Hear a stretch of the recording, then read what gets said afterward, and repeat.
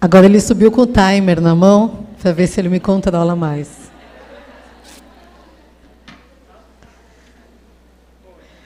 O que a gente vai falar para vocês aqui, ele falou que ele vai falar algumas palavras, porque eu não deixo ele falar, né? Mas vai complementar o que você disse. Quando você falou um pouquinho da sua história, a gente se enxergou em muitas situações. E a gente vai contar um pouco para vocês a história do Gabriel e como a gente resolveu fazer mais do que ser simplesmente pais do Gabriel. Certo? Fala oi para eles. Oi. Meu nome é José, né, como já foi falado. Da parte do autismo legal, ela é legal e eu sou autismo. Tá?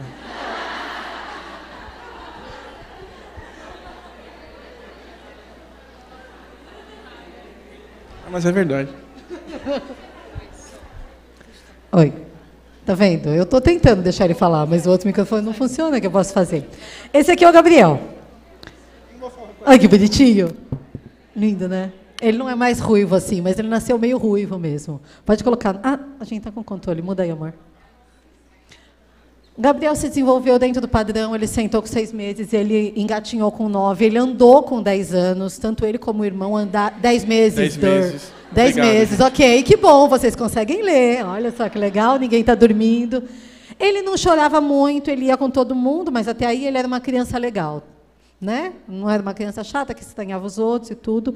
Ele era organizado, ele alinhava as coisas, mas o Caio, nosso filho mais velho, também era super organizado. E a gente, de verdade, não percebeu nada assim de diferente, a princípio. Ele não procurava muito as crianças para brincar, mas é porque ele era tão legal que ele não precisava de mais ninguém para brincar com ele, né? No parquinho, ele tinha umas manias. Assim, no parquinho do prédio onde a gente morava, ele brincava sempre, necessariamente, do mesmo jeito. Ele ia na primeira balança, depois na segunda balança, aí ele subia a escadinha. Sabe aqueles coisas do macaco que você se pendura? Sei lá como que chama aquele negócio. Toda vez eu explico do mesmo jeito, não aprendi o nome ainda. Mas ele contava até 10. 1, 2, 3, 4, 5, 6, 7, 10. Passava na ponte, dava 3 pulinhos, ia numa janela, tchau, mamãe, ia na outra janela, tchau, mamãe, e escorregava. Obrigatoriamente, ele brincava sempre desse mesmo jeito. Mas a gente assim não achava nada demais. Ele tinha mania, sei lá. Ele mexia os dedos, não era aqui na frente assim. Muitas vezes ele mexia a mãozinha aqui do lado, ou então aqui embaixo. E parecia que ele estava contando. Tem um vídeo que vocês vão ver. Parecia que ele estava contando assim. Não era o tempo todo, mas muitas vezes ele fazia, e às vezes ele fazia bem aqui ao lado do corpo assim. E a gente tinha a sensação que ele estava contando alguma coisa.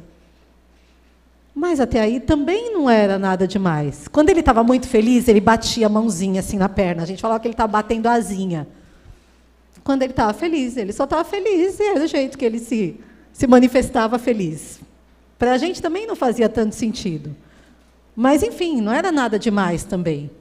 Ele gostava da máquina de lavar roupa, e quando ela estava batendo, assim, ele ficava do lado, dançando, com a máquina de lavar roupa. Era a coisa mais linda. Mas tudo isso junto ainda não fez o menor sentido para a gente, de que tinha alguma coisa de errado com ele. Ele não falava o nosso português.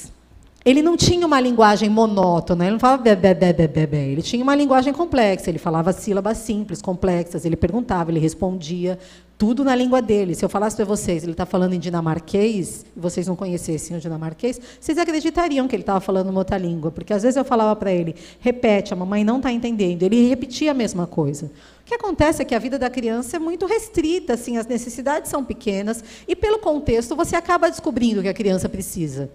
Mas, efetivamente, palavras no nosso português ele falava muito pouco, mas a gente sempre ouve aquela frase que cada criança tem seu tempo. Exatamente, eu também caí nessa mentira, né? Minha mãe, né? Segundo minha mãe, eu falei aos 4 anos. Exatamente, a mãe dele falou que ele falou aos 4 anos. Como ele era a cara já do pai, de repente... Mas é mentira, tá? Não precisa olhar com essa cara para mim, não. Tá. Apesar de que ele nunca fez avaliação. Eu morava em Recife, né? eu já falava, já ia para a escola. Né? Eu era normal. Então tá bom. A gente tem algum direito à avaliação gratuita? Não.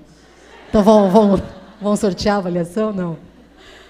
Ele não gostava de sons e barulhos destrutivos.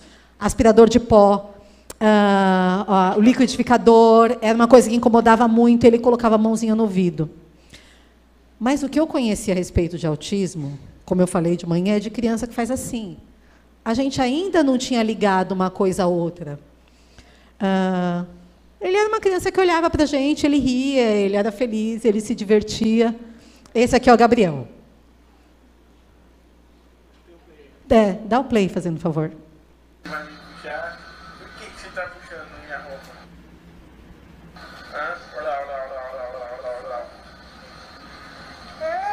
Ele está conversando com a gente, troca de turno. Não, você está brincando.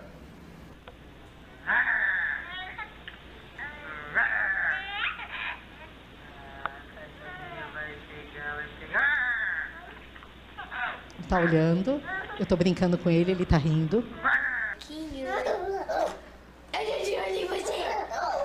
Esse é o irmão dele, que vai fazer 18 anos agora. Baguncinha, baguncinha, baguncinha. Ai, ai.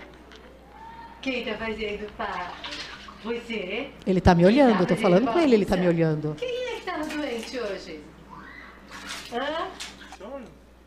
Ei, Aqui ele tinha quase 9 meses. papai?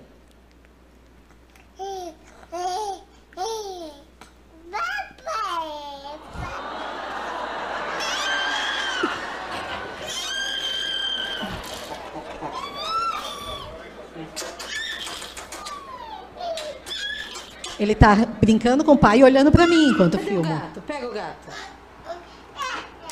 Spike, o gato. Cadê? Ele está procurando o gato. Esse era nosso gato que jurava que era um tigre. O nosso gato, ele tinha certeza que ele era uma jaguatirica, ele atacava visitas, essas coisas assim. Mas ele era companheiro do Gabriel, ele dormia do lado do Gabriel, ele cuidava.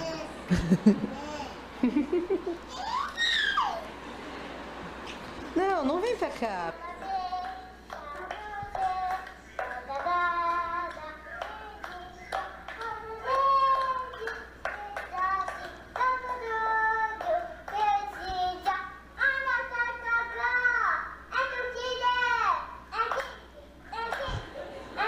É Kiki.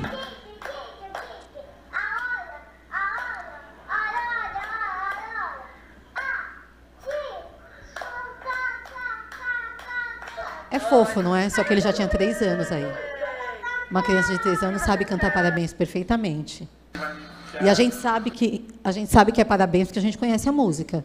Porque ele, se estivesse cantando uma outra música que vocês não conhecem, vocês não conseguiriam identificar o parabéns. E, na verdade, foi por conta disso que a gente foi... A gente já tinha, na verdade, conversado com o pediatra, né, sobre isso, mas ele dizia sempre, imagina, o Gabriel é um cara super inteligente, esse pediatra cuida dos meninos, do Caio, desde muito tempo, ele foi pediatra-chefe de um hospital muito famoso em São Paulo, mas ele dizia que não, que o Gabriel era muito inteligente, até que um dia, do nada, após uma consulta normal, né, de rotina e tudo, uma semana depois o Gabriel teve uma febre, e eu liguei para ele, ele falou, traz o Gabriel aqui, eu não tenho a menor ideia, eu examinei ele semana passada, e aí ele começou a examinar o Gabriel, e como se ele nunca tivesse visto o Gabriel na vida, ele virou e falou assim, quando você fala com o Gabriel, ele olha para você? Quando não sei o quê, ele acompanha o Gabriel desde o dia que o Gabriel nasceu. O Gabriel já estava com 3 anos. Aí, quando ele perguntou isso para mim, né, acende alguma coisa, eu falei, você acha que ele tem algum tipo de autismo? Super entendida em autismo, né? Ele falou assim, não, porque ele é muito inteligente, mas leva ele numa neuro, mas tem que ser numa boa, porque senão não adianta. Eu falei, tá bom, me dá o telefone, eu não conhecia ninguém. Enfim, no dia 2/4/2014, a gente não tinha a menor ideia que esse dia era o Dia Mundial do Autismo, a gente foi numa consulta, a gente entrou lá, ele, o Gabriel, em meia hora a médica falou, você quer saber? E pensei eu comigo, não, estou carente, estou precisando de uma amiga, vim aqui para conversar. É óbvio que eu quero saber, né? Paguei mó grana na consulta, enfim, eu quero saber. E aí eu falo para ela dá risada, mas eu falo que ela foi delicada como um hipopótamo com a gente.